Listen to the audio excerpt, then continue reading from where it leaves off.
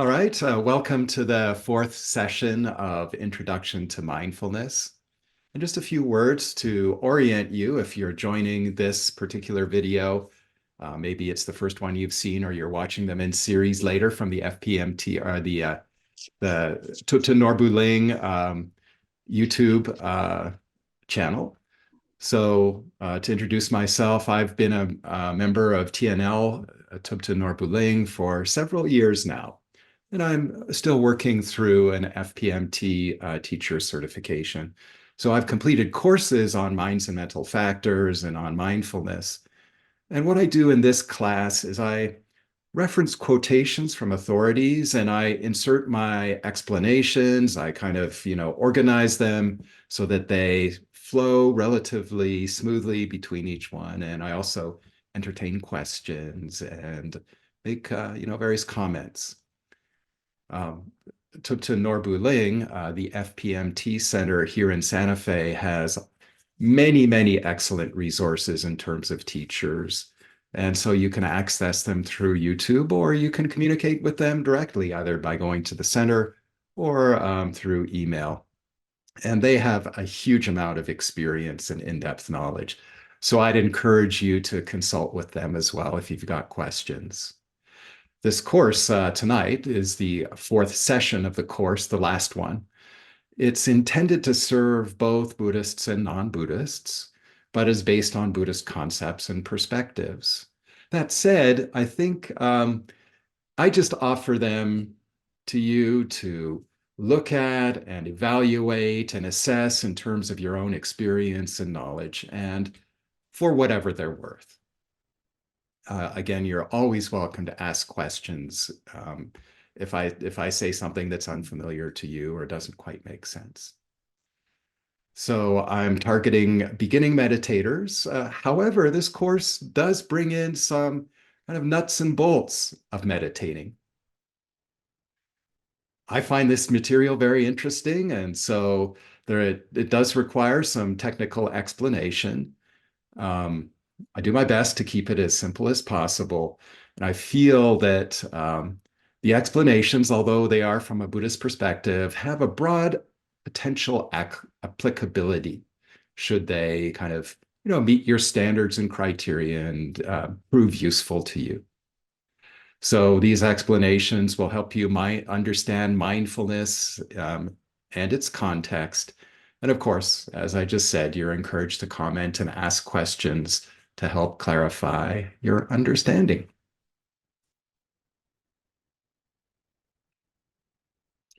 So we'll begin by setting a motivation. The motivation will be phrased in the form of what are called the four immeasurables. But you can just think of this in your own life and how and what it means to you. So as we motivate and look to set the tenor of this particular session, we try best as we can to generate these four vast positive attitudes of first, benevolence, second, compassion, third is a sympathetic joy in others' happiness and virtue, and fourth is impartiality in engaging with others. So may all sentient beings have happiness and the causes of happiness. May all sentient beings be free of suffering and the causes of suffering. May all sentient beings be inseparable from the happiness that is free from suffering. And may all sentient beings abide in equanimity, free from attachment to friends and hatred for enemies.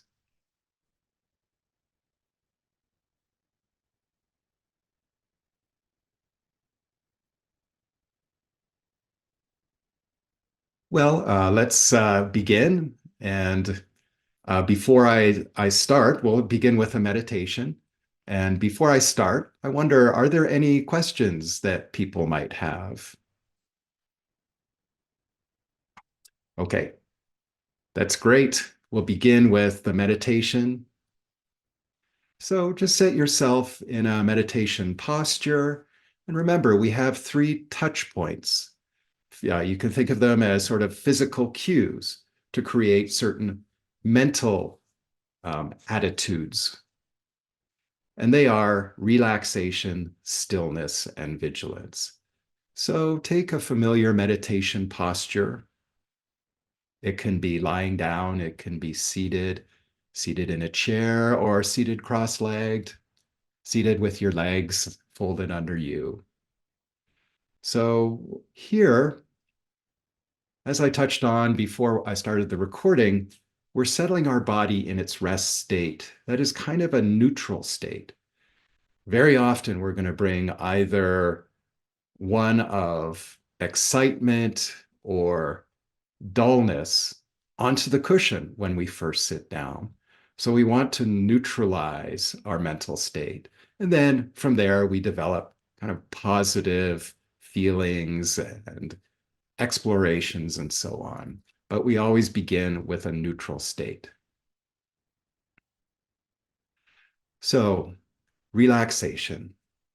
Bring your awareness to the tactile sensations throughout your body, from the soles of your feet up to the crown of your head.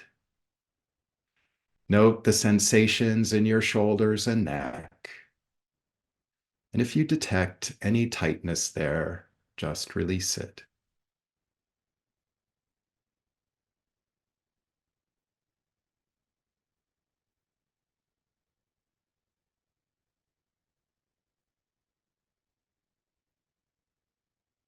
You can simply voluntarily release the tightness and tension anywhere you find it in your body. Or you can imagine breathing into any area that is stiff or tense or maybe a little sore.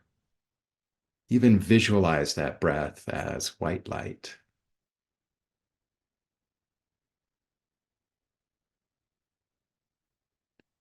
Be aware of the muscles of your face, your jaws, temple, and forehead, as well as your eyes. These are places that many of us tend to hold a lot of tension. So just soften any areas that feel constricted.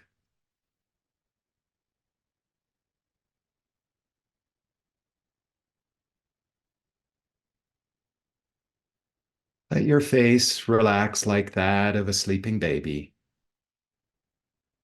and set your entire body at ease.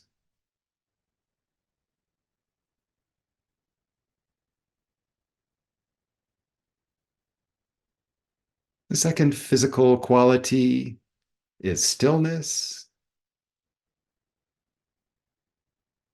So throughout this session, keep as physically still as you can. Avoid unnecessary movement, such as scratching and fidgeting.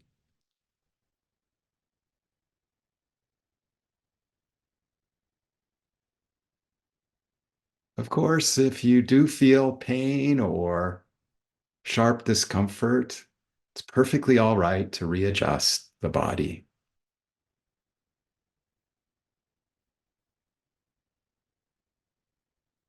If you can find, if you can stay still, you'll find that that stillness of the body helps settle the mind.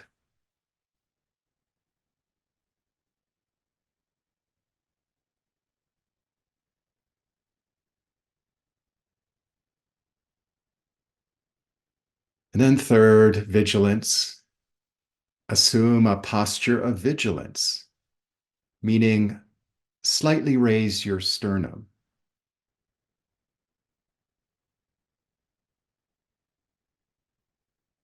This is just a natural, it's not straining.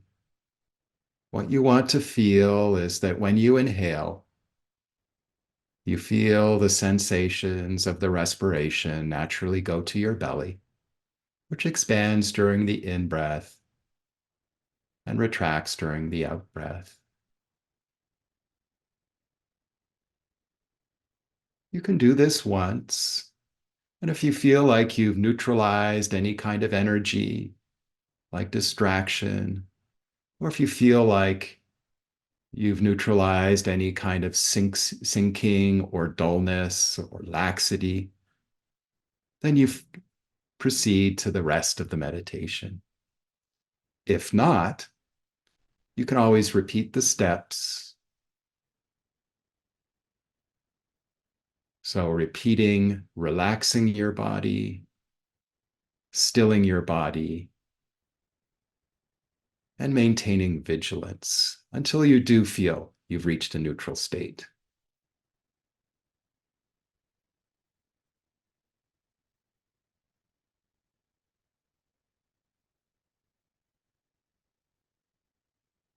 They say that an adept can reach this state in as little as 7 breaths, but it could take us several minutes.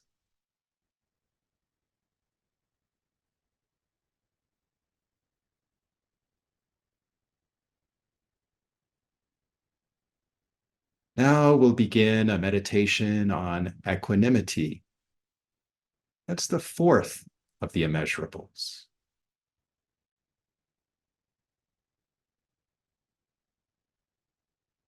This is an analytical meditation. So we'll be following a chain of reasoning.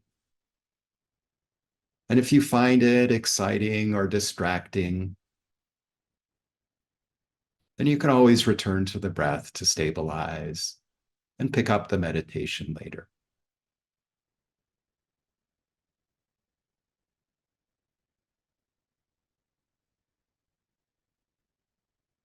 So, after settling your body in its ground state and attending to your breath for a few moments, bring to mind a person you know well, whose background and living circumstances are familiar to you, but who is neither a friend nor an enemy.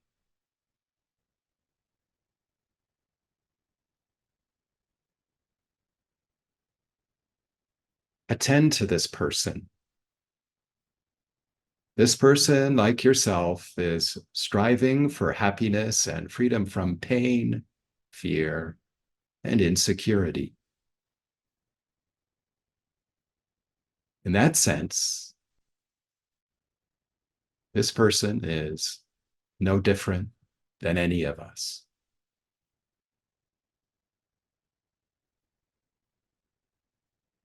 Focus on this person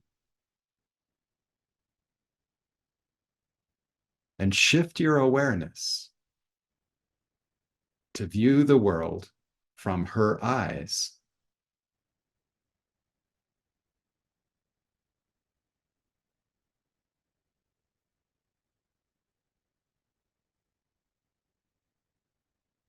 From this point of view, look back on yourself.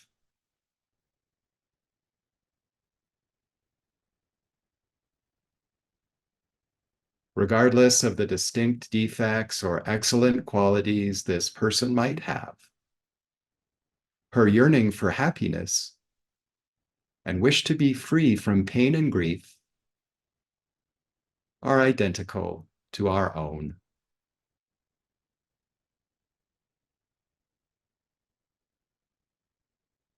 Even though she is not close to the center of your personal universe, her well-being is no less significant than that of a dear loved one whom you may regard as crucial to your happiness.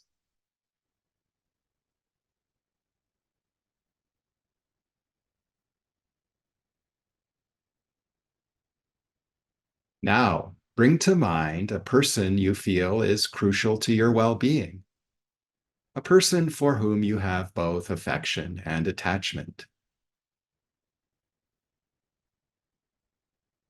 Attend closely to this loved one and shift your awareness to the viewpoint of that person so that you perceive him as a human being like yourself with both defects and excellent qualities.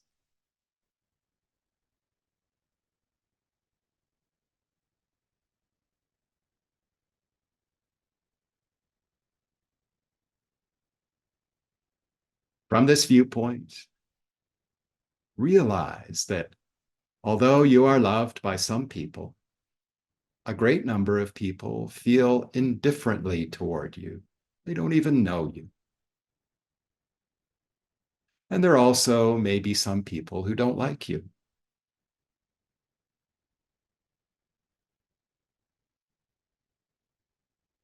This person for whom you feel affection and attachment feels his own desires, hopes, and fears.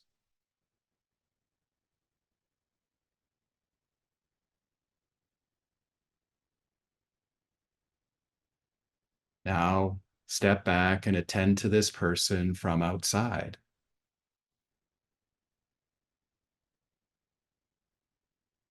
This person is not a true source of your own happiness, security, or joy, which can only arise from your own heart and mind.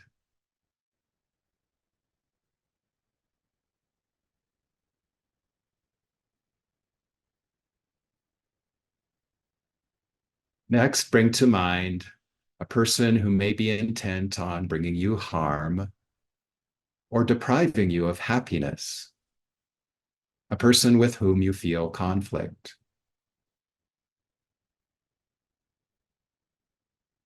As before, imagine stepping into this person's perspective,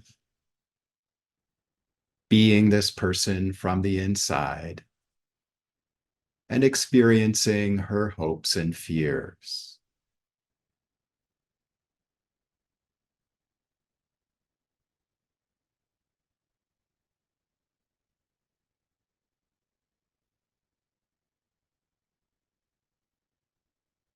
Fundamentally, this person is like yourself, wishes to find happiness and freedom from suffering.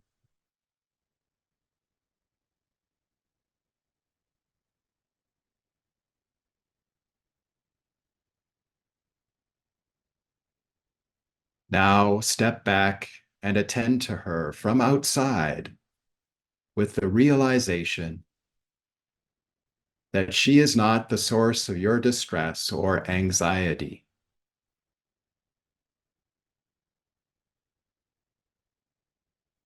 If you feel uneasy or angry in relationship to this person, the source is in your own heart, not in the other person.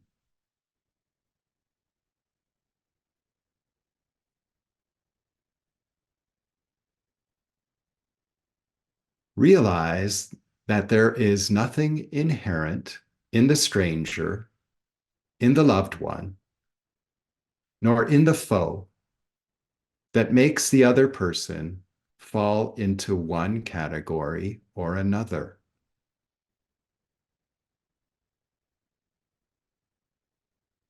Circumstances change, relationships change, and it is the flux of circumstances that gives rise to the thoughts, this is my enemy, this is my loved one.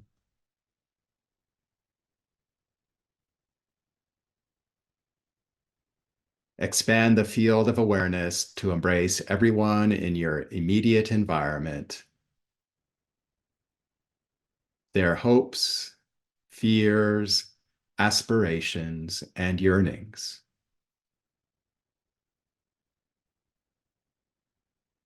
Each person is as important as all others from this fundamental perspective. Shifting circumstances brings us together and also cause us to part.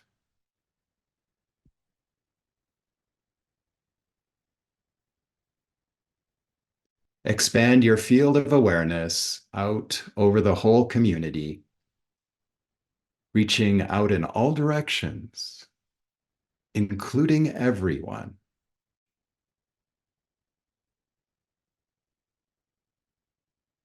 Recognize that each person is fundamentally like yourself, and virtually everyone feels herself or himself to be the center of their world.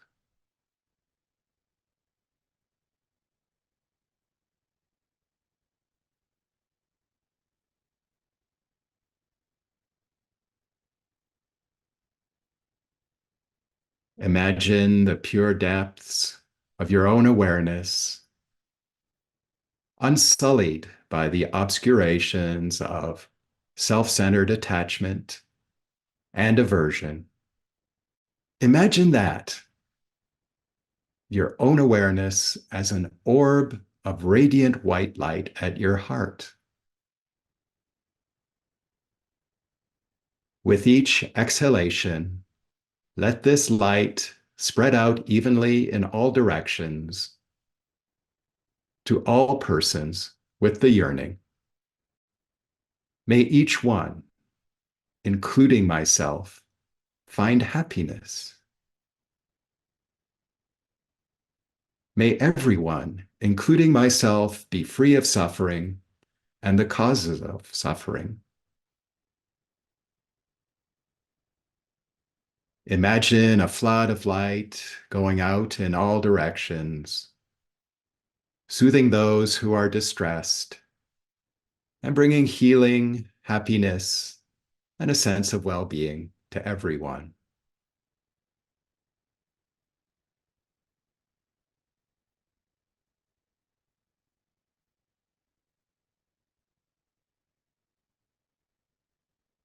With each in-breath, draw in the distress and causes of unhappiness and pain of each sentient being.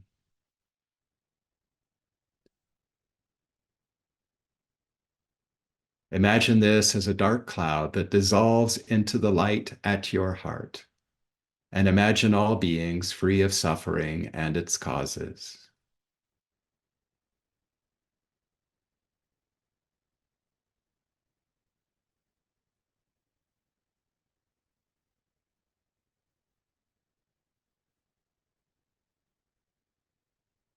Before you bring this session to a close, rest for a moment without bringing anything to mind.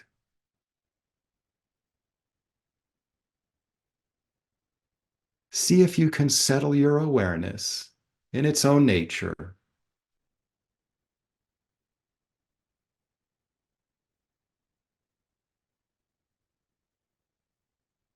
One with no perspective,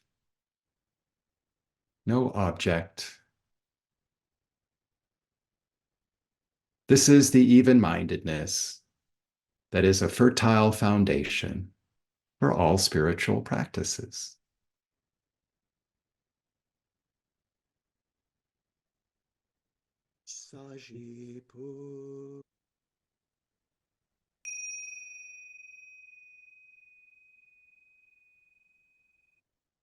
All right, thank you very much. Oh,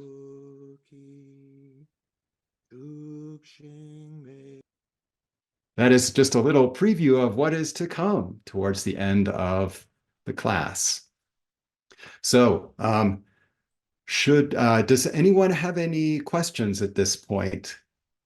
Anything that might have arisen, maybe wondering about some of the things that were said in the meditation or kind of experiences, maybe difficulties? Go ahead, Jennifer. So that is a analytical meditation. Hmm. So is Tonglen an analytical meditation? Uh, yes, it is, in the sense that it has parts to it. Okay. So I should kind of fill in. Towards the very end of that meditation, there is sort of a part of it where you're actually taking in the suffering and transforming it. That at the That's what very made me think highest of it. level is called in Tibetan Tonglen, which just means taking and giving. Okay. And Yeah, so, that's why I thought of it because of that, and just made me think because I have done some Tonglen yeah. a few different times, and I really liked it. And Hmm. then I really like that one too. Yeah. So what you do in Tonglen is you just imagine everyone around you who's suffering. You might be suffering as well. For example, you might be having an illness that you're working through, and you're feeling that suffering. But then you think of all of the other people around you who might have that same illness or something even worse. And as well as what you're feeling, you take on for the benefit of all of those people, their suffering. So that is the taking part, imagining it coming in. There's different types of visualizations, but imagining it as, coming in as black smoke. Sometimes it's like black smoke with fire and cinders. Then you imagine it kind of destroying the self-cherishing, self-centered, egotistical view with that negative energy. That was sort of part of this same meditation on equanimity, where we tried to break down the barriers between ourselves and others and notice Okay. how that really it's a relativity, isn't it? Whoever's our enemy at some time, whoever is our friend at some time, who we don't know right now, we may, either become their friend or their enemy. So break down So all of that's those. called Vipassana, right? I'm not familiar with all the forms of Vipassana. So analytical meditation in this particular school kind of culminates in an extremely both stable but intense facility of analysis. That's how this particular tradition understands Vipassana. Although I know there's practices just of pure Vipassana, and I'm not familiar with those. I don't know if that Okay. answered your question, Jennifer. I don't quite understand, but from it's okay. I'm just asking because my acupuncturist keeps asking me, "Do you do Vipassanas?" And I'm like, I don't know what Vipassana is, so that's why Yeah. I So came if it's back. your acupuncturist, it's most likely that that person is asking, there's a particular style of meditation called Vipassana. I'm afraid I don't know a lot about it. Okay. Okay. All right. And that could also be of reference. I think people sometimes just say Vipassana when they're talking about Goenka, his Oh, yeah. approach. And those Yeah. classes are very available, 10-day meditation retreats, etc. Okay. All right. That's Thank you, Jay. commentary on that. Um, I just, if you don't mind, indulge me, need to express my frustration with the word happiness. This is such a consistent problem I have. I can't get over it because it feels like such an inadequate way of expressing my aspiration, which would be more the closest thing I can get is more like fulfillment or experiencing ultimate truth. To dissolve it to saying that I want to be happy just feels, it just absolutely grates on me. So I'm Yeah. just having therapy here, guys. Just telling you, Okay. you know, what That's my what problem we're all here is, for. you know, and I do kind of, go in and say, okay, that's just a term, it's not one that suits you, but it's not all that crucial, etc. So Yeah, that's a really very good point, Jay, here in this tradition. I mean, of course, we want to be happy, but it comes from a basis of contentment, and understanding and also, wisdom, as you pointed out. Just being, having like a realistic understanding so that we're not, either, like euphorically happy or obliviously happy. That's the kind of happiness that we want to avoid because not because it's intrinsically bad, but eventually it ends in kind of disappointment and it may end up you know generally, I think you could go, say that happiness seems to be, for me at any rate, it's attachment of some kind. That seems to be the basis of it. Yeah. Whereas if I'm looking, if I use other terms, it doesn't feel so sticky, so to speak. Yeah.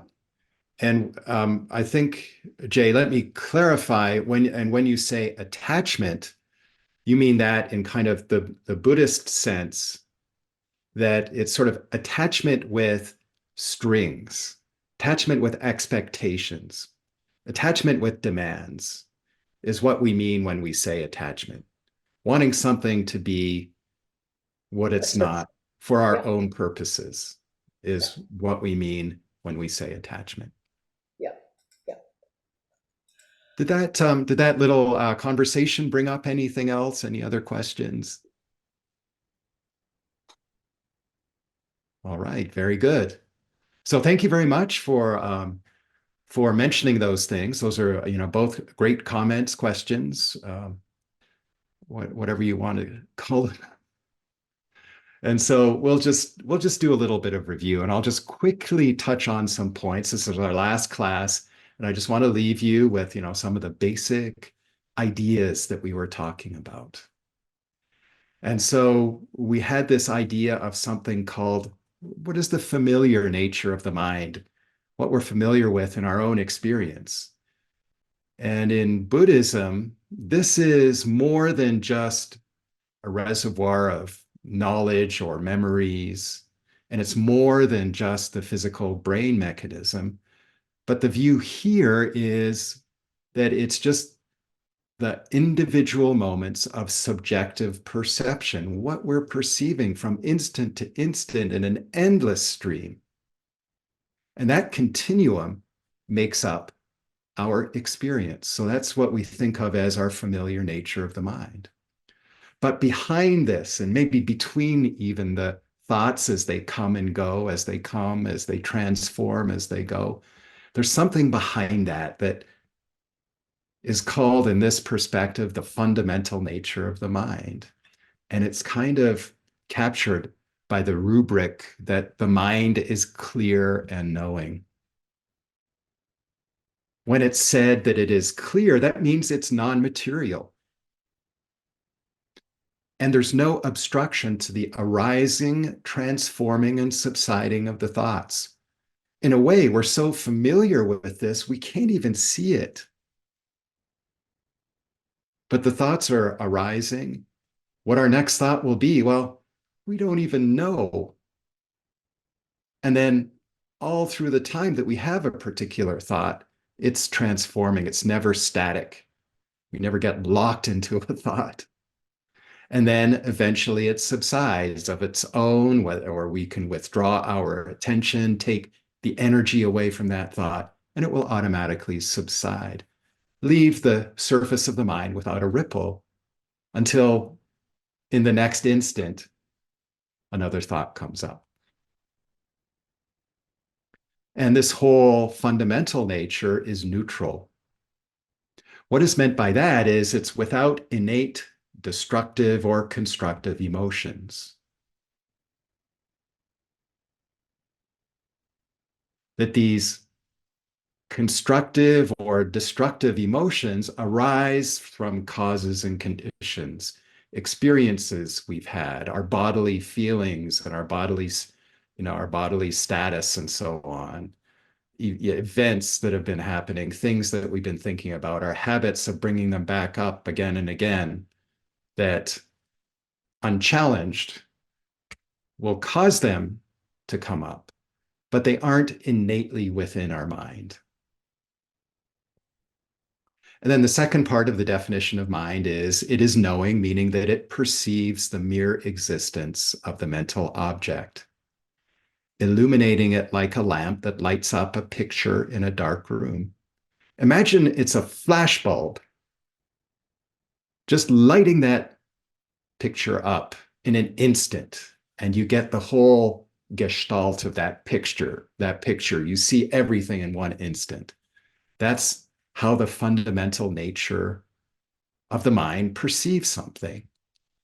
And then, according to this particular account, the individual mental factors, sort of analyze that, take it apart, pay attention to it with mindfulness, engage with it with concentration, and analyze, discern, understand, disassemble even that object through wisdom. So we can observe this happening in our mind. We can see the momentary fluctuating nature of thought. If we can calm ourselves, still ourselves, pay attention in a neutral way, we can see the endless flow of mental perceptions with emotions, constructive and destructive, arising from their causes and the conditions that support them. But they're not in that very nature, that fundamental nature of the mind. So these mental instants arise within the inexhaustible space-like, that is, lacking any obstruction to a particular thought. They arise within the inexhaustible space-like fundamental nature of the mind. So those are kind of the two mutually supporting views of the mind, the familiar nature of the mind, and then the fundamental nature. We have our mental factors of mindfulness, which is non-forgetfulness of the mind that keeps us from becoming distracted.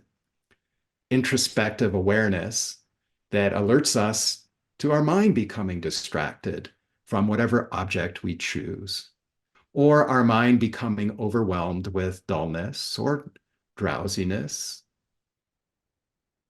And then through mindfulness, we know this is happening, and we know what we need to do.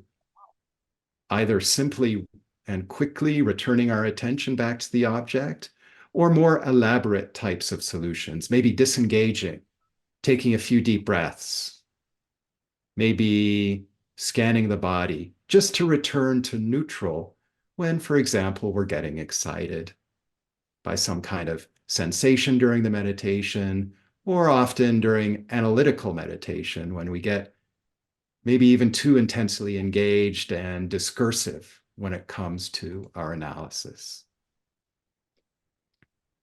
What's important here with mindfulness and introspective awareness, they're friends of each other. They're not the same thing.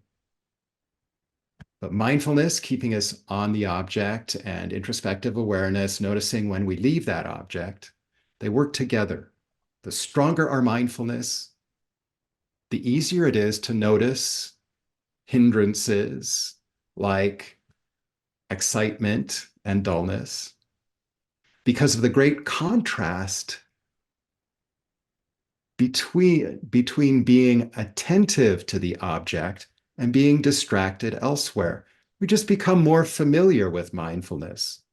Mindfulness becomes more easy for us, more comfortable, so that when we're not mindful, we notice that more quickly and more easily. So what this means is the strength of our introspection, introspective awareness, increases in step with that of mindfulness. So this is how the two qualities mutually support each other. I mentioned as well, concentration is what comes after mindfulness. So mindfulness is the basis or foundation, because without keeping our attention on an object, we can't even begin to concentrate. So mindfulness keeps our attention on the object, and almost as a byproduct or of an evolution of retaining that object in our mind, we begin to engage with it. It appears more vividly.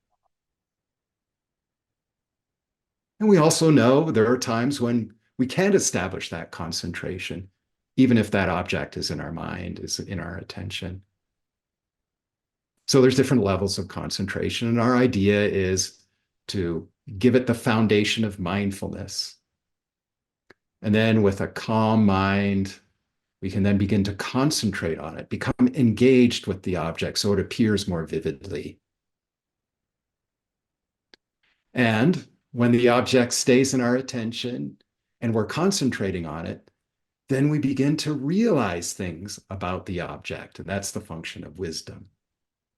In a sense, these might be thought of as artificial distinctions because, in a way, they're a continuum. Sometimes, with a familiar object, they all establish and set up very quickly. So you can't even discriminate the two, or the three, rather. And you're just kind of in that state of knowing the object in a very intense and engaged and vivid way and having realizations, understandings, comprehensions of it, just like that. These, however, are kind of broken out in order to help us understand and establish the proper foundations so that we can ultimately achieve wisdom.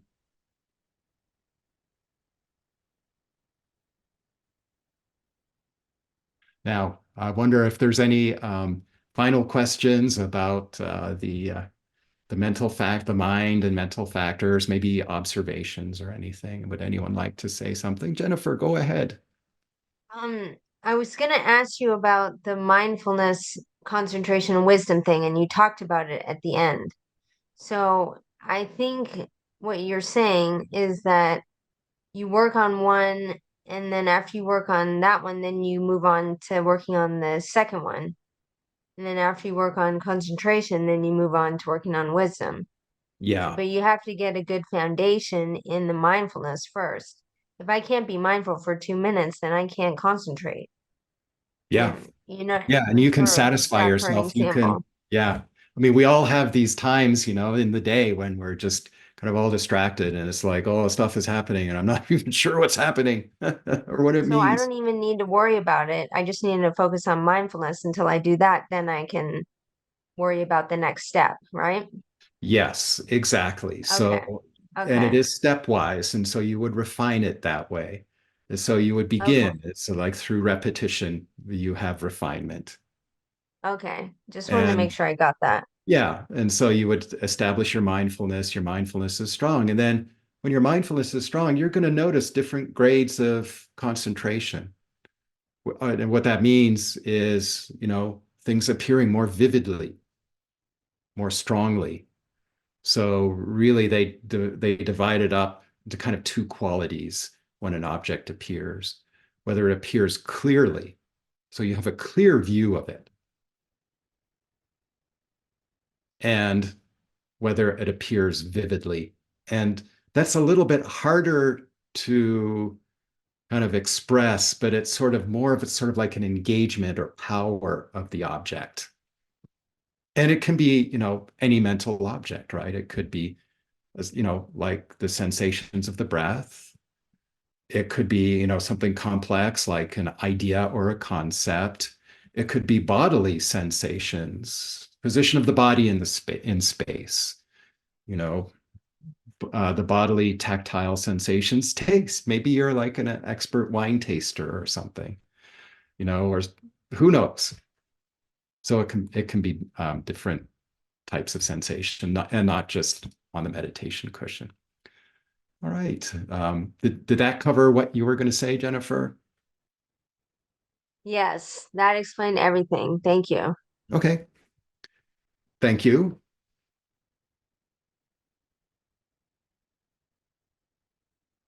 So tonight we've already had an analytical meditation.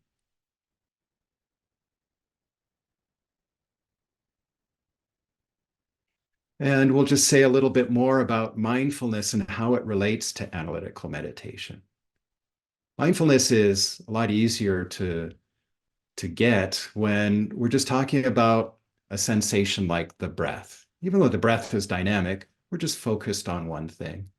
But like the meditation we had at the beginning, it's kind of you're following a chain of reasoning or associations or visualizations. And so you're going from different things to different thing.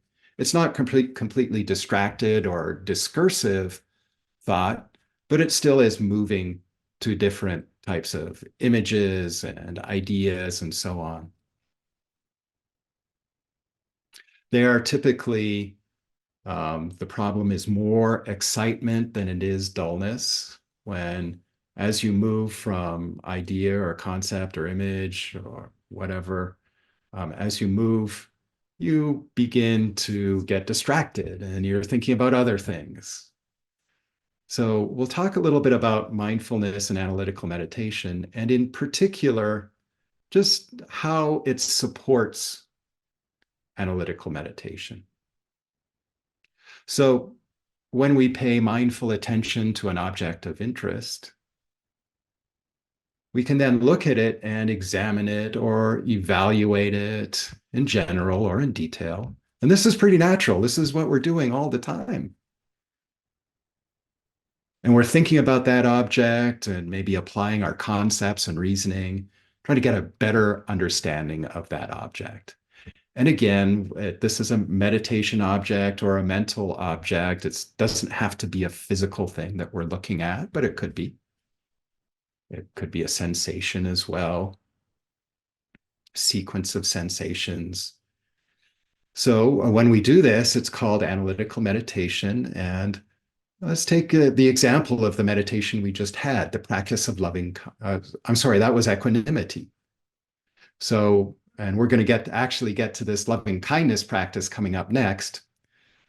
So when we bring to mind a loved one by allowing a visual image of the person to appear to us, we're attending to this person with mindfulness.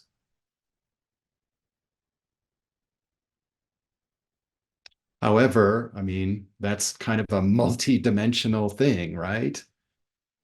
There's a lot of experiences and associations we have. So we do use mindfulness in order to keep that kind of exploration on the path. So we can reflect and examine what we know about this person, held in our mind by mindfulness. And especially in this particular meditation, in terms of her good qualities or many loving, kind actions toward us. So we are selectively keeping in mind, using mindfulness, these types of associations. What this brings up and what we notice is that we respond with our own heartfelt feelings of loving kindness. This is kind of a natural human reaction. And so, by remaining mindful of these positive qualities of the objective person, and then being introspectively aware of our own feelings that arise, this is how mindfulness, concentration, discerning wisdom, and introspective awareness have contributed to enhance the wonderful quality of loving kindness. That's a little bit of, that seems like a little bit of a technical way to look at it, because we can often just like bring these things to mind and the feelings arise almost instantaneously. And that kind of comes back to your question, Jennifer, is that in a way, we're just kind of stepping back and decomposing what is an almost organic, extremely rapid process that happens in our mind. And we can also just note that the same process we can apply to ourselves. After all, we're sentient beings as well. And so if we intend to remove the suffering of all sentient beings and the causes of suffering, well, that can include us too. So we can make our own self the focal object of our reflection and practice of loving kindness. So the practice of mindfulness and discerning wisdom not only allows us to inquire and gain a better understanding of the object. Again, this is in the context of analytical meditation, just thinking about something, not to put too fine a point on it. So we can gain a better understanding of whatever we're thinking about or a topic under investigation. And by doing so, In the example that I just gave, we can further nurture positive qualities. Just bring them up and become more familiar with them, create that association and habit. Just like the example I gave of thinking of something a person does for you, and then observing the feelings and just repeating that, making that kind of an easily accessible kind of memory in your mind through the power of mindfulness, concentration, and wisdom. So these could be the benefits of mindfulness in the context of analytical meditation. Loving kindness isn't unique to Buddhism. It's a very common meditation. But any sort of positive meditation could also give similar benefits, whether you're a Buddhist or not. So we'll go to our next meditation, if that's okay. This will be a meditation on loving kindness. So again, just make yourself comfortable. I'll say a few words as you're making yourself comfortable. Comfortable meaning relaxed, yet still, with an element of vigilance, all physical qualities that will prompt the analogous qualities in our mind. And a few words at first before we begin, just to set the stage for this meditation. And we can think about our pursuit of happiness. As Jay so interestingly brought up, contentment.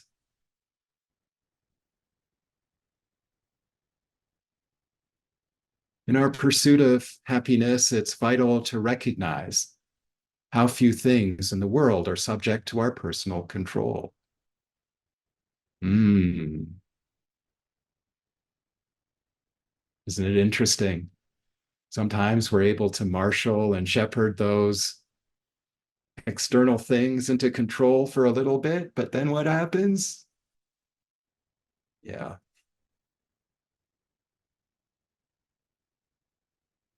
So really, we don't have a lot of control over many things. Other people, family, friends, busy colleagues, and strangers behave as they wish, naturally, in accordance with their own ideas and aims. Likewise, there's little we can do to control the economy, international relations, or the natural environment. If your mind is feeling a little bit agitated, it's understandable. You can always return to the breath to calm.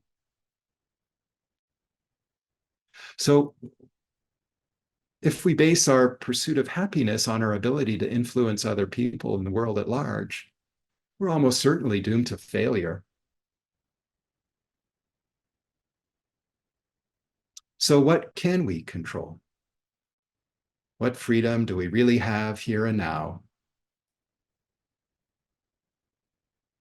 Well, one of the first acts that we can consider,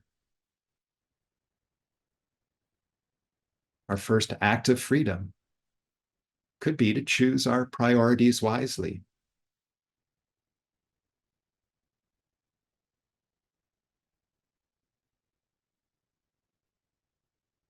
And one of those priorities, if you find it beneficial to you, might just be finding the time, even just a few minutes every day, for mindfulness meditation.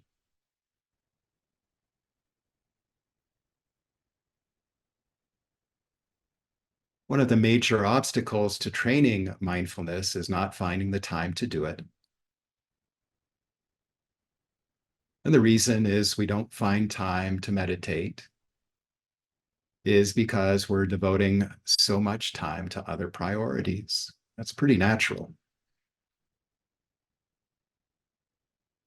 Some of these priorities center on our basic needs, but many are wrapped up in craving. That is, in desiring the symbols of the good life, wealth, transient pleasures, praise, and reputation.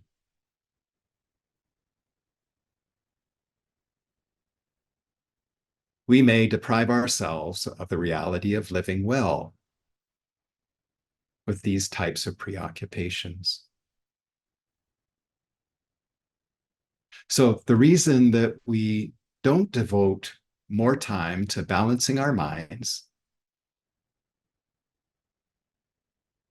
is that we're betting that we can find the happiness we seek by chasing fleeting pleasures.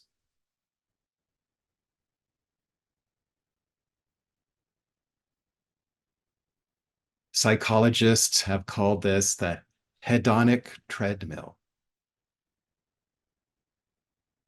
where we just race to find pleasures, to create the conditions, to find the resources to have those pleasures again and again, more exhausted and exhausted, seeking pleasure, getting less and less out of it, trying to find more pleasure, more intense pleasure, more exotic pleasures. And again, eventually they end. We're disappointed they end. We become jaded and inured to those pleasures. So we have to find new ones.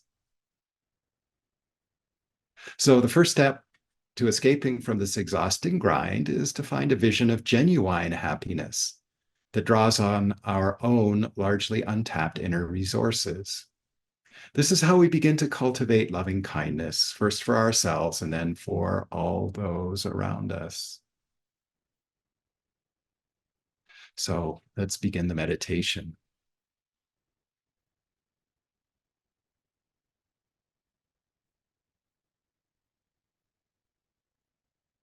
Again, just revisit your meditation posture and take 3 slow, deep breaths just to calm and neutralize your mind.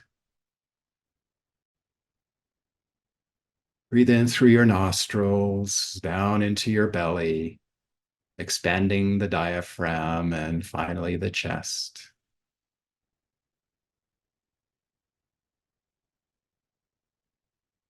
Paying attention to the sensations lower down in the body, like in the diaphragm and the belly, will help create mental stability. And so help combat excitement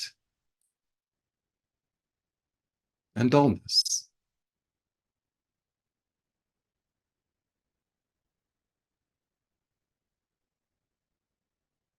So settle your awareness in relaxation, stillness, and clarity.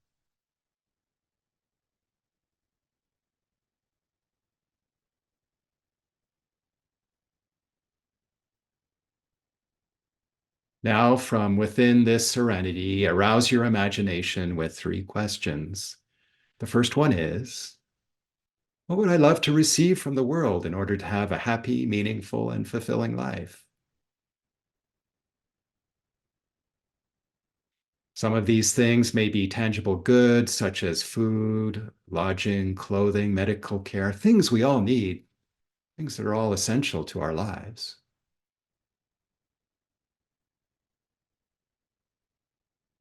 But other requisites for our well-being may be intangible, such as harmony in our environment, the warm companionship of others, and wise counsel to guide you on your spiritual journey. Bring clearly to mind the things you desire to meet your basic needs, then allow the yearning to arise. May these authentic desires be fulfilled.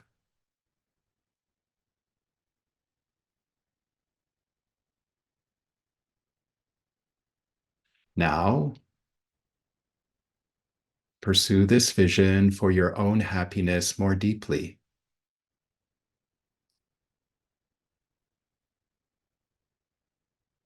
Clearly see your basic needs being fulfilled and inquire further into what more you would love to receive from the people around you and from the environment at large.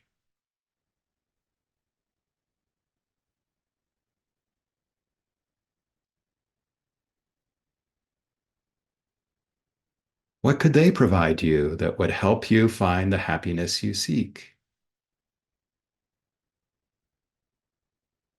You may bring to mind both tangible and intangible things, whatever you feel would assist you in fulfilling your heart's desire.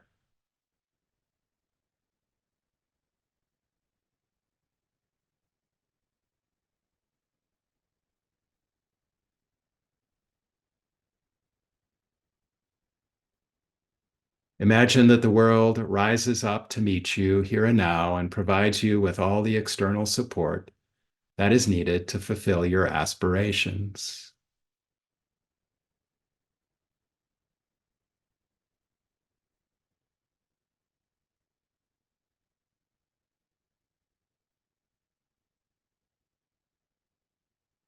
Each of us is constantly changing from moment to moment, day to day, as our body and minds are continually in a state of flux.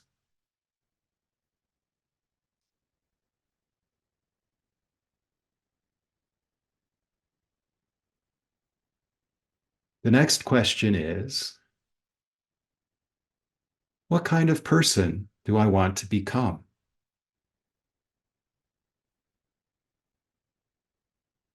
What personal qualities do I want to possess?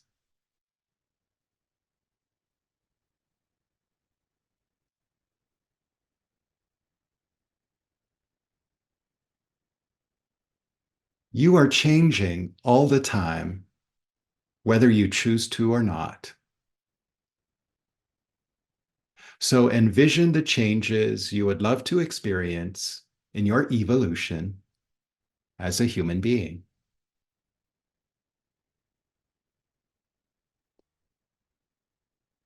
Imagine both short-term and long-term changes.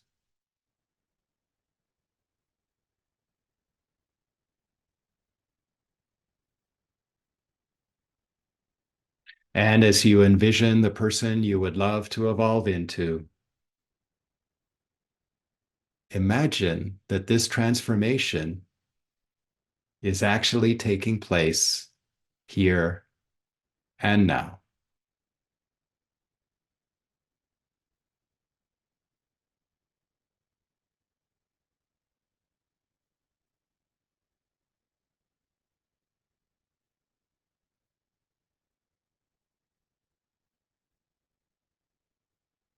None of us lives in absolute isolation from others, no matter where or how we live. We can't help but influence those around us through both our action and our inaction.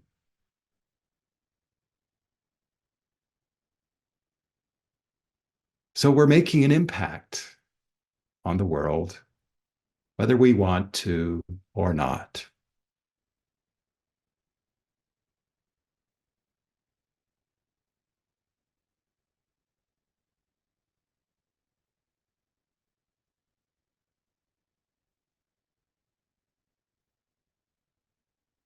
The last question you may ask yourself is, what would I love to offer the world,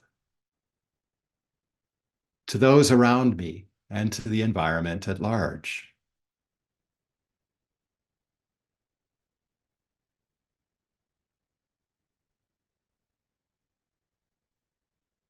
Invite this vision into your field of consciousness, embellishing it with as many details as you can think of.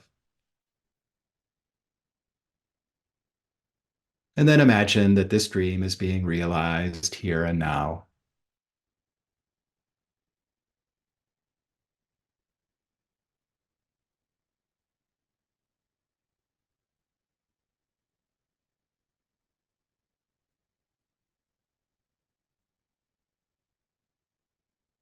Just as you seek happiness for yourself,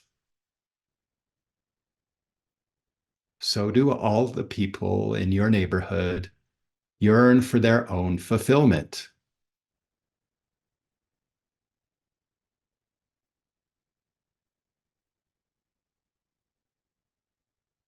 Expand the feeling of your loving awareness to embrace each sentient being, human and non-human, in your neighborhood. Wishing, may each of you, like myself, find the happiness you seek. And may you cultivate its true causes.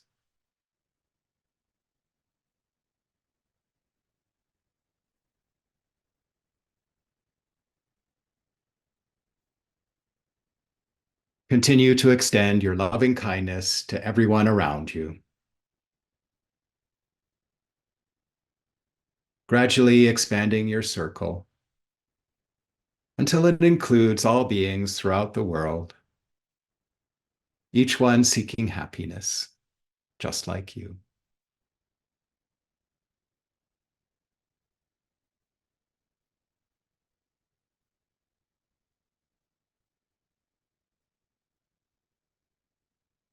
Well, that completes the meditation.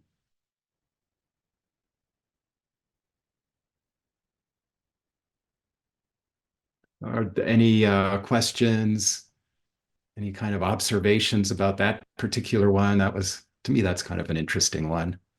There's like a lot of subtlety in that one.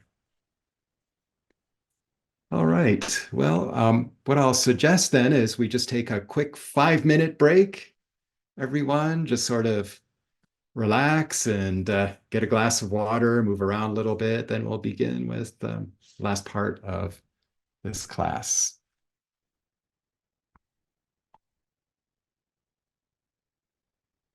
All right, we'll get started again.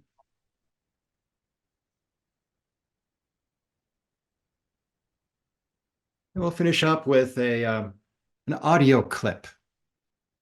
This is our guest meditation leader for tonight, who is Venerable George Churanoff. This is from class 28 of Illuminating the Intent, Chandrakirti's commentary. I'm sorry, Tsongkhapa's commentary on Chandrakirti, which is in turn a commentary on Nagarjuna's commentary on the Prajna Paramita Sutras. So that wasn't really important. It's just a wonderful introductory meditation. I'll say a few words about it just so that you understand what he's saying. It's from a Buddhist perspective. He'll begin with some Tibetan, what's called a mandala offering, an offering to the teacher, and then followed by a verse on the request for teachings called a request to turn the wheel of Dharma. And so he's going to talk about the fundamental nature of mind. He's going to call it the conventional clear light nature of mind. So that refers to the immaterial, neutral, and non-obstructing nature that we've talked about quite a bit. Can be hard to perceive directly, but we have mental images for it, like the sky and clouds moving throughout the sky. And when he says empty aspect, he's referring specifically to the fundamental nature of the mind's non-obstructing space-like nature, that in fact, any thoughts we want or some that we don't want can come up in our mind. But this gives us an incredible amount of hope that our minds aren't hardwired in terms of the thoughts we have. We can choose them, we can nurture them, and we can make them habitual and even spontaneous for us. So this space-like nature is the way the mind allows thoughts to arise, abide, and then just subside, just like the sky allows clouds to form, transform, and fade away. And that fundamental nature of the mind, what is behind our thoughts and between our thoughts, or it's like the water in the aquarium, where our thoughts are the fishes. That fundamental nature of the mind is neutral. So therefore, all the qualities, negative and positive, arise from causes and conditions. And we can manage those causes and conditions. And that's what we mean when we say something is adventitious. It's not part of the fundamental nature of the mind. So if qualities and thoughts result from a causal process, then by creating the causes for them, those thoughts will arise. And by removing the causes for them, they will not arise. So, given that the fundamental mind has this clear nature, that it's inexhaustible, that it is inexhaustible, that inevitably one thought follows another. We can get tired of thinking of something, but then we find that we start thinking about something else. It seems like the energy of the mind is almost limitless, and it's a stable basis for development. We saw this, I think it was this class 2, where unlike a high jumper that can only jump, say, 8 feet, which is pretty high, the next day they can't go out on the track field and jump 16 feet. But in our mind, we can learn something, we can have a realization of something, and then build on that the next day, higher and higher. So that's stable basis, and its positive development of the mind is considered, at least from the Buddhist perspective, when we develop positive qualities and emotions and concepts in our mind, they are actually logical, rational, and reality-based. And given these 3 qualities, that the mind is inexhaustible and endless, according to the Buddhist perspective, stable basis, it can continue developing without any kind of limit. And that all of this is underpinned by logic, rationality, and reality, then it's the Buddhist position that given time, perhaps eons of it, given time, opportunity, and resources, any being can eventually become a Buddha. This whole long explanation is kind of encapsulated in the Buddhist doctrine of Buddha nature. So this is the potential of the fundamental nature of the mind, and this is why we touch on it.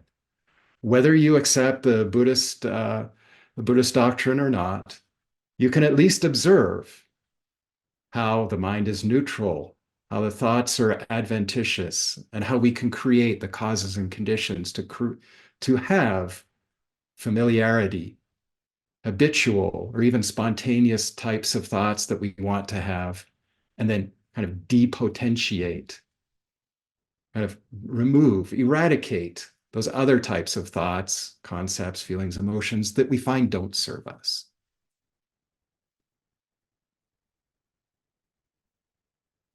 Venerable George will mention something called bodhicitta, and this is even more of a mind expander than suggesting that any sentient being has the potential to become a Buddha. Bodhicitta is kind of, the extension of compassion. It's the pledge to set every sentient being into perfect happiness and freedom from suffering. It has the special attitude, get this, that I myself will do this, no matter how long it takes. But a human being like me, there's no way I can accomplish that. The only way to accomplish that is to achieve the maximum potential of any sentient being, and that is to become a Buddha. And we just explained, for your examination, how it is possible to become a Buddha. Like any other causal process, in order to become a Buddha, the causes for it must be established. And those causes are grouped into 2 buckets or collections called merit and wisdom. A collection of merit is the accumulation of virtuous karma through the development of some of the qualities we talked about tonight: compassion, loving kindness, bodhicitta. and the perfection of the qualities of generosity, patience, ethics, and joyful perseverance. And the collection of wisdom is the development of the perfection of the qualities of meditative concentration based in mindfulness, and the wisdom that perceives things as they really are from the Buddhist perspective.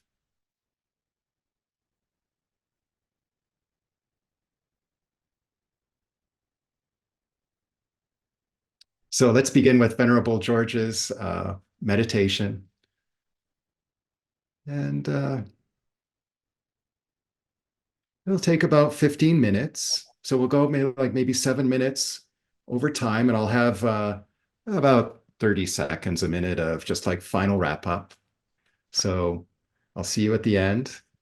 Is Just it an actual guided? Is it a guided meditation? Yes, it is. I think you'll find it interesting, Jennifer. I hope you do, anyways. So if you wish, you can just relax. It's been a long class, a lot of kind of interesting stuff. So you can just relax and sit back and just go and enjoy the ride, or you can treat it as a meditation. Let's begin. Sajipuki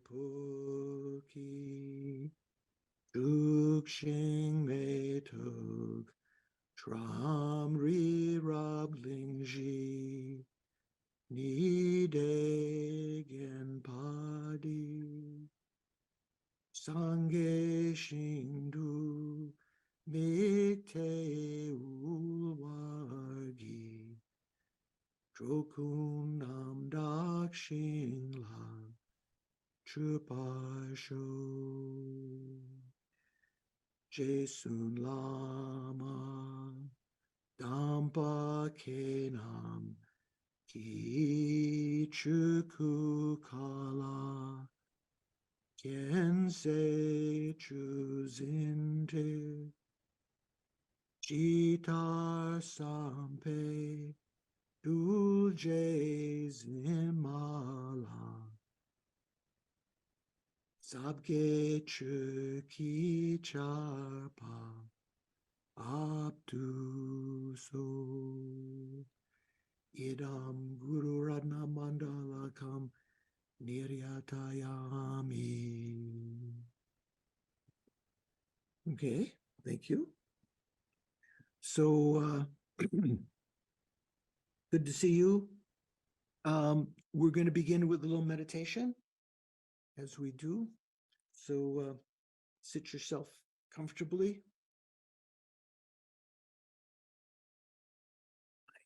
Leg in the Vajra position. Relax your body. Relax your mind. Identify your respiration without controlling it, just like say, watching your heartbeat, trying to sense your heartbeat. Just sense your breathing.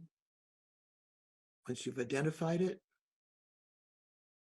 place it in your mindfulness to the exclusion of all other thoughts.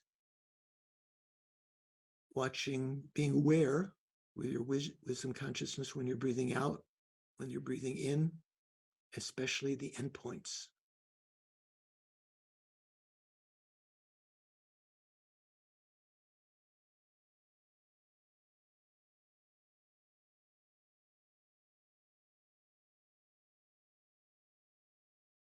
At the beginning, you'll notice quite definitely if there are other thoughts in your mind, your mindfulness will be disturbed a little bit by other thoughts creeping in rather than thinking of only the breathing, only watching the breathing. So you just squeeze your mindfulness a little, tighten your mindfulness to keep in mind the breathing, let the other thoughts go unattended, and they'll disappear.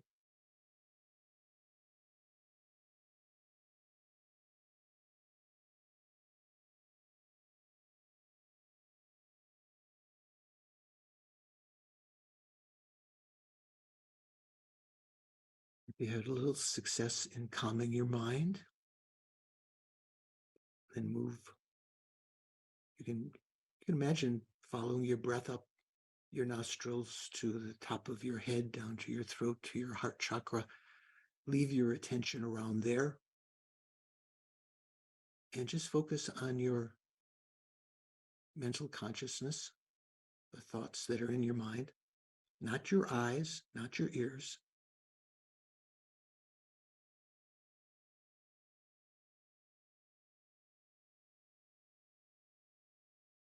Their thoughts, their emotions, if you are feeling anxious or afraid,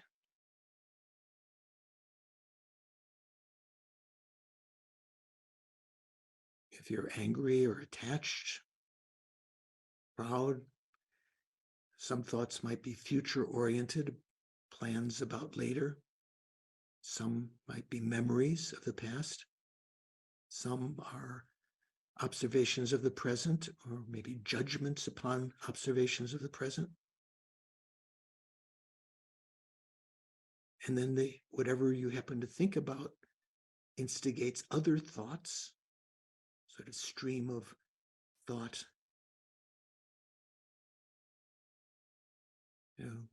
rambling mind, monkey-like mind. See beyond them. Try to recognize that the substratum of the mind has a conventional nature of clear light, which means it doesn't obstruct the entry of thoughts into your mind, nor hold them back from leaving, absorbing back into the mind.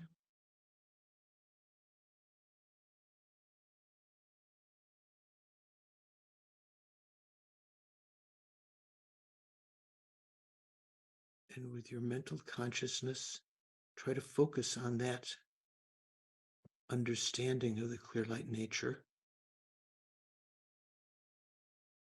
Just as focusing on the breathing helped you prevent other thoughts from arising, here being mindful of the clear light nature of the mind, the conventional clear light nature, you can even more easily notice the arisal of other thoughts, because the clear light nature is one that has this empty aspect.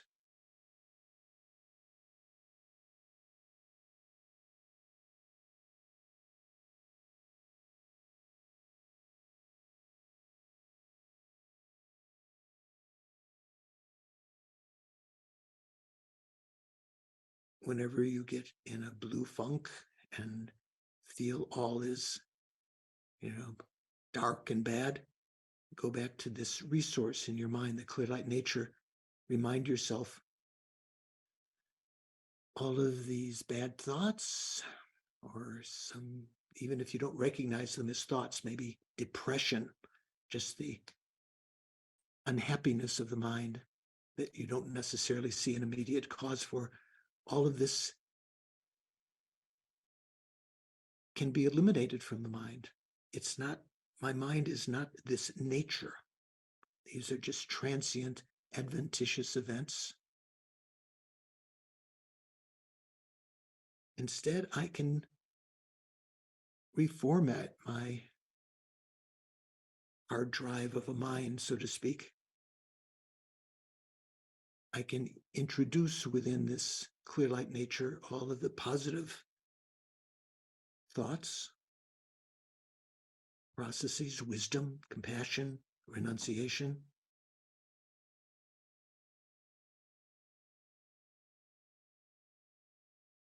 Within this clear light nature of my mind, I can purify negative karmic instincts that are not arisen at the moment, but still have the potential to arise. I'm okay.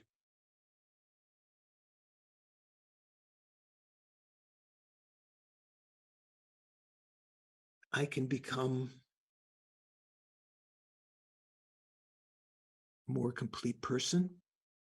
I can get rid of my faults. I can become less of a burden to others.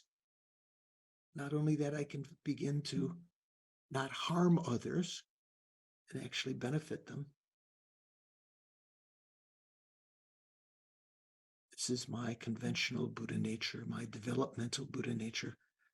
The fact that I can recognize it now is due to this auspicious moment, the Buddha called it. This moment when karmic causes I created in previous lives have come together this life in the human realm. When the Buddha's teachings are still existing, when the Buddha taught, there's a community of like aspirants, benefactors. I'm of sound mind and body. I haven't created any of the most heavy actions that would preclude my taking a human rebirth in the next lifetime. I haven't created any of the 5 actions of immediate retribution, or 5 heinous actions, sometimes translated. I could, if I wanted to, become ordained. I haven't any of the faults. I can practice the Dharma rather than spending my time accumulating friends and possessions, trying to get power, notoriety, having the most, I can't remember what they're called, the most posts on Facebook or something like that, or most likes or followers.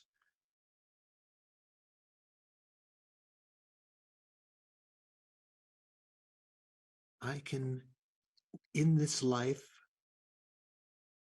in theory, I could achieve liberation this lifetime, or even enlightenment if I had the right karmic seeds already.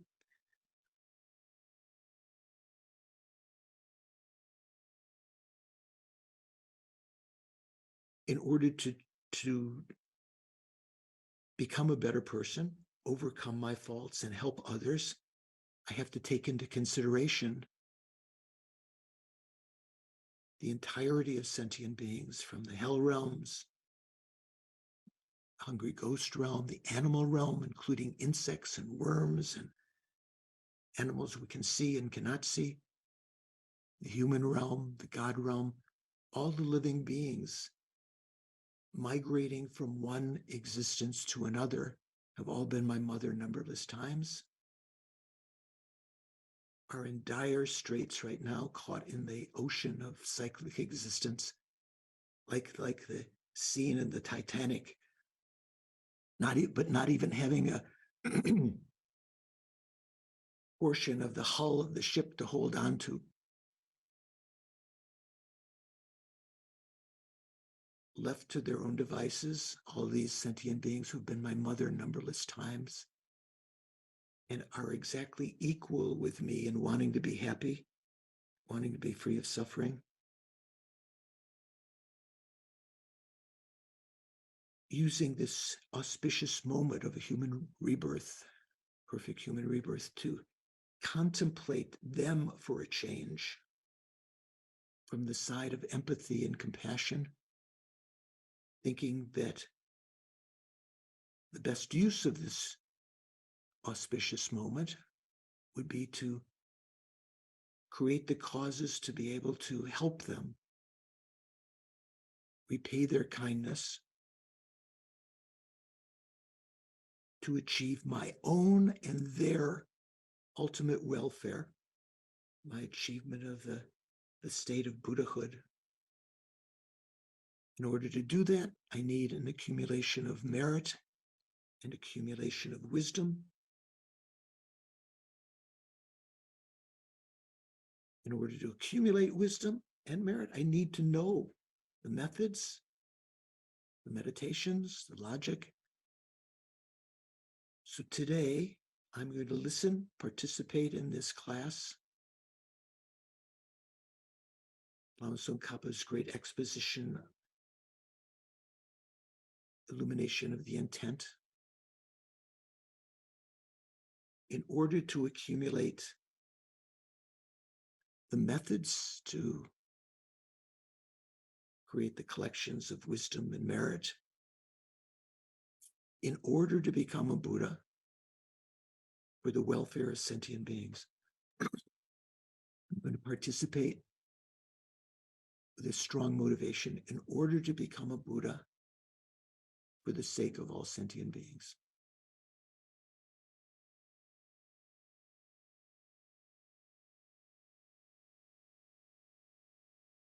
Well, thank you. That was just a sample meditation, one very commonly done before a Buddhist teaching, just for you to consider and for your entertainment.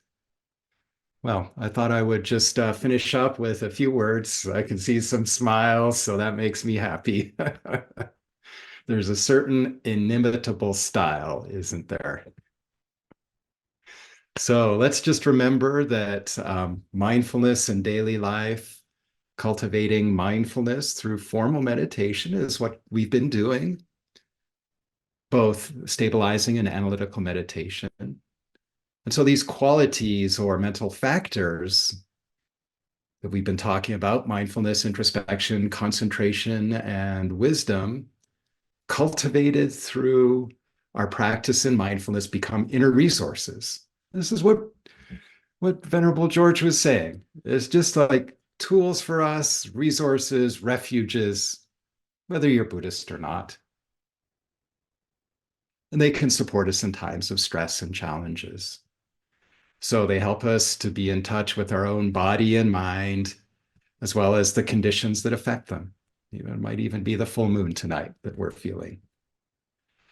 So through weakening these contradictory conditions for our well-being and reinforcing favorable ones, we can gain access to a sense of greater ease, happiness, and contentment in our life. One of the best ways to do this is just to rely on a regular practice of mindfulness. Even 5 minutes a day can be helpful. And we can do this formally in the meditation style that we've talked about. There's many other different meditation styles. Feel free to experiment. Always be aware of what works best for you.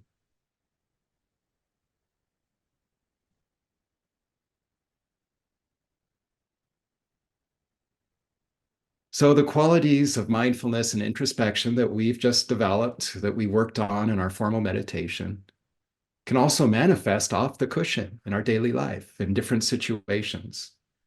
So our mindfulness helps to bring awareness of the qualities that we have cultivated and the teachings that we've learned. We're able to bring those to mind, apply them as we wish, what works for us, what we resonate with. And our introspection alerts us to the presence of mind states that are affecting our thinking and choices, either in a wholesome or unwholesome way. So together, mindfulness and introspective awareness are the guards that protect us from creating harmful actions influenced by mental qualities, influenced by unwholesome mental qualities, or dysfunctional reactive habits. And of course, the opposite, they promote the positive actions that are influenced by wholesome mental qualities and functional thinking. So I want to thank you all very much for coming by, having the patience to sit in these classes. I hope there is something there of use to you, at least of interest. As I said earlier, entertainment, maybe mind expanding. So let me just like throw open the floor for any kind of final questions and comments, and then we'll dedicate the energy that we generated during the session, the 4 classes of this course. I just have the practical thing. There's a note in the chat room for you. I've got it, and I'll get back to you on that, Jay. Great. Thanks a lot. I'll also, I've never come across this. Part of the impediment that I currently have is I want to distract. And part of the reason I want to distract is that I'm afraid of progressing too quickly. That thought is in my incredibly silly mind. And yeah, What is your that's, fear of, like, what is the fear though of progressing too quickly? um, isn't that interesting? I'll have to look at that. I'm not quite sure. Um, I wonder, is it like maybe you might think you're progressing, but not actually be doing the deep work? yeah, no, I don't think, well, No, it's not that. I don't know Okay. that I'm necessarily doing the deep work, but I don't think that's my fear. I Yeah. think my fear is just, oh yeah, it's like, um, having to confront a concept such as emptiness. And there is that fear that scares me about that one because it's very science fiction-y. Yeah. I have a There's a very story scientific. of a monk who, so we're Oh, talking about emptiness and this is sort of the Buddhist emptiness. This is kind of the fundamental, this is kind of like the view of reality is how it actually is. And yeah. it can be a bit unmooring when you get it. I don't know if I've got it, but I've heard it. And then there's the story of one monk who got it.